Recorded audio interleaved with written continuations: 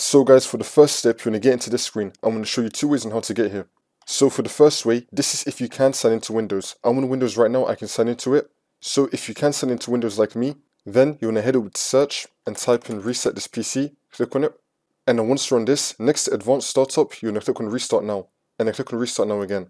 It's now going to take you into that screen. If you cannot sign into Windows, then for the second way, you want to turn off your computer from the power button and then turn it back on again.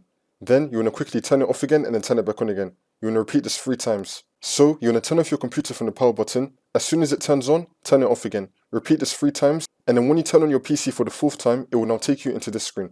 It's going to say that your PC did not start correctly. You want to click on advanced options. And then once you're on this, I'm going to be showing you 2 different methods on how you can fix this problem. So for the first method, you want to click on troubleshoot, advanced options, and then click on startup repair. If you do not see startup repair, you want to click on SIM recovery options, then it should appear right here. So you want to click on startup repair. It's now going to start diagnosing your PC, wait for this to load. And now hopefully this would have fixed your problem. If it did, you could just go back to Windows and then you should be good to go. If the problem is still not fixed though, that's fine. We're going to click on advanced options.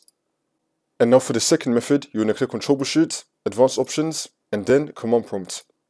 And then once you're on this, we're going to type in bootrec space / fix mbr. Click on enter. And now we're going to type in bootrec space / fix boot. Click on enter again. If you get this error, just ignore it. Now you're going to type in bootrec space / rebuild bcd. Click on enter again. And now you're going to type in sfc space / scan now. And then click on enter.